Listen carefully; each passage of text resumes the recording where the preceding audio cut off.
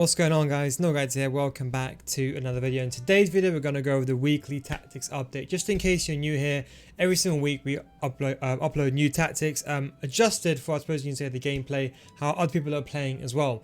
In case you're new here, also we have a setup where you have one defensive formation. This would be the formation to close the game out or to hold the ball, or let's say your opponent's using team press, you have a counter attack a counter team press type formation. So when your opponent's going attacking, you've got a formation to counter that. You also have an ultra attacking formation, a formation if you're losing 2-0 or you're losing 3-0, you can swiftly just quickly change to ultra attacking and then become into a pressing stage or a pressing process.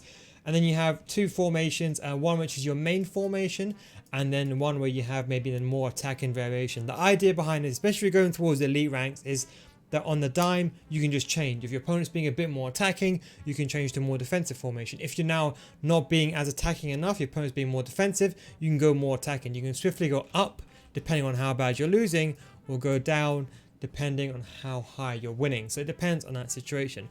Now the first thing is the 4-2-3-1. There's two formations that can be used in this slot, either 4-3-3, which is the most recent video I have on my channel. Don't forget, I got a formation video for every one of these, so feel free to chop and change or see one of my videos for the exact formation, how they do work. In this slot, you can play either the 4-3-3 third variation, or you can play the 4-2-3-1. I'm going to go over the tactics instruction. These are the 4-2-4-3-3 third variations. Don't forget, these are tactics and instructions that I use. So compared to the video, you might see some discrepancies, and I'll explain to you the reasons why. Balanced 4-3 because we want to be very narrow, very compact. We don't want players going out of position because we want to be countering our opponent's team press. That makes sense. We want to be in compact. We don't want to create holes in our defense, otherwise we get the ball back and exploit us. I've gone with balance because I don't really like possession, because I think with players coming towards you, it allows your opponent to press even more. And even though I'm very comfortable on the ball, I find that it's actually a disadvantage. So I've gone with balanced. I have 5 default on a width, and I have 3 players in the box, as I mentioned in that video. And for the instructions, we've got comeback and defense for my left wing, comeback and defense for my right wing, and then for the central player, we have him on stay central, comeback, and false 9. False 9 is important because when you're let's say you're winning 2-0, and let's say, for example, your opponent's pressing you, when you win the ball back, you want to hold the ball in your opponent's half. And the benefit of having that false 9, which means that you have 4 players in midfield as opposed to 3, so you get that numerical advantage, easier for you to distribute the ball and prevent your opponent from pressing you. And if he does press you, he has to bring out, for example, a centre back or CDM, which then gives you a higher chance of turning that into your favour, into an attack. Both CDMs on cut passing lanes stay back while attacking and cover centre for both the CDMs. Left back and right back, everyone on stay back, conservative, and overlap for both the left back and the right back. Again, because I play the 3-5-2 most of the time, I have to put a winger, for example, in the left wing position, and that's the way it goes. Now, the central centre mid, I have him on drop between defenders, stay on the edge of the box. Now, as I mentioned to you in that video that I made yesterday, I'm still testing this. The logic is when you go forward, when you attack, you basically have 5 players in defence, and that way, if you do lose the ball, your opponent can't counter you. The benefit is you have one of your strikers on false 9 as well. So you kind of create the 2 CDMs approach with your striker dropping him to create the midfield 3. You have your left wing and right wing as outlet players. And then you have your CDM, or sorry, should I say your centre mid dropping into like a CDM Biscuits-esque drop between defenders as well. Don't forget, drop between defenders only when you have the ball and you're attacking. So when we do have the ball, he would then drop in between the defence. That way I prevent the counter attacks, and that way I can use Trent. And what happens when you drop between defenders is these left wing and right wings, or left back and right backs, they go forward a bit more. So your back 5 spread out, these end up becoming more of like left mid and right mid, is a bit more forward, and that way I've got more chances to pass the ball around. If you don't like the 4-3-3, literally all you have to do is switch this to a 4-2-3-1.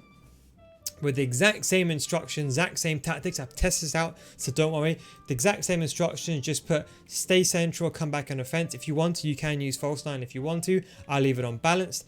And because if I am going to use my 4-3-1, I'd rather be somewhat of attacking formation as well. Put comeback and offense for all the 3 cams. Cut passing lane, stay back while attacking for both the CDMs.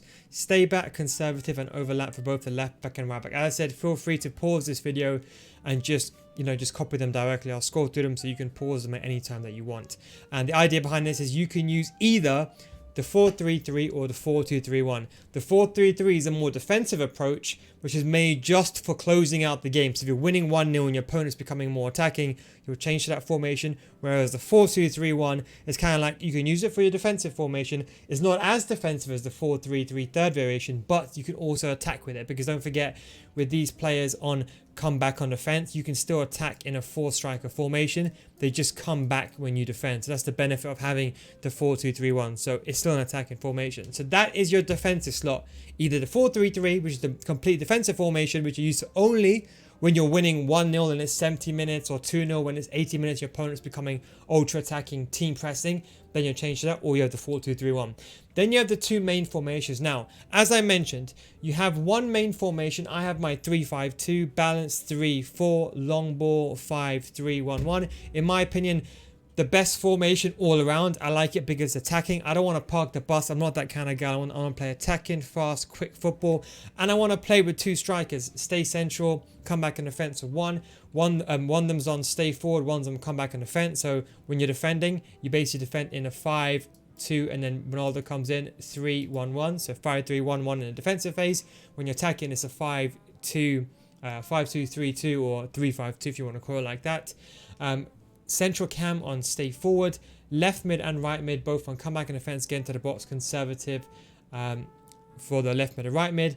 Both CDMs cut passing lane, stay back while attacking, cover center. Now this is the formation that I'd use most of the time. So if, for example, you have your own, let's say for example you like using the 4-5-1 for an example, then I'd say leave this formation in this slot. So whatever formation you play normally, if you don't want to copy me directly, leave the formation you play the most in this slot. And then the second slot next is just a more attacking variation of it. So you can see the difference between these two is that this has got, for example, lower depth, whereas if I go for this one, I've got much higher depth. As you can see, I've got 7 depth. And as you can see with the instructions, the left mid and right mid, there's no conservative. I still got comeback and offense, but there's no conservative.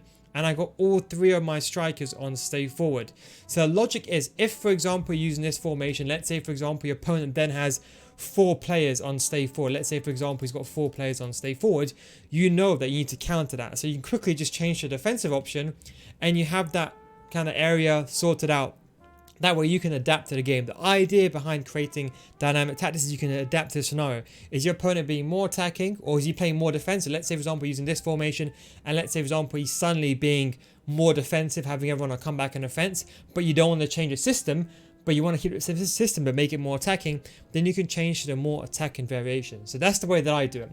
Otherwise, you might have seen, for example, you can use the 4-3-2-1. Now that is, I made the 4-3-2-1 to counter the 5-2-1-2 and the 5-3-2. Feel free to slot it into this slot. But again, the 4-3-2-1, as I mentioned in that video, that's just to counter the 3-5-2 or the 5-3-2 or the 5-2-1-2. Feel free to use that only when your opponent is using the 5-3-2 and you can't get past. The idea behind the 4-3-2-1 is you only use it. So if someone's using a 5-3-2 or 3-5-2, I still use my 3-5-2. It's only when I cannot get past him, then I might use the 4-3-2-1. But because I'm, with all due respect, without trying to sound a bit presumptuous, I'm just trying to say that I would say a decent caliber of player. So I know how to counteract even the most top player, like a top 100 player, even a pro player, with a 3-5-2. So that's the reason why I have a 3-5-2. If you use the 5-3-2 or the 5-2-1-2, feel free to start this in. You know, you've seen people use, for example, the 5-3-2 here and the 5-2-1-2, which is a more attacking variation. So whatever 2 formation you use, you can slot these in these roles. The idea is you have one attacking formation that you use for most of the game, and then you'll have an even more attacking formation. The last one is an ultra attacking formation. This is if, for example, you are 2-0 down and you need to press. Now, to keep pressing the D-pad button, team press, it's really, really ineffective. So we have constant pressure, 4, 7, long ball, 5, and 7. Now, I've personally changed this to the 4-4-2 normal one as opposed to the second variation, because second variation has 2 CDMs. Yes, it's a bit more defensive, a bit more stable, but I only use this as my ultra attacking formation. So I'm only using constant pressure because I only use it for 10 minutes in a game. So I just made it more attacking. Instructions, I have stay central, come back and defense. One of them, stay central, stay forward. Left mid and right mid on come back and defense.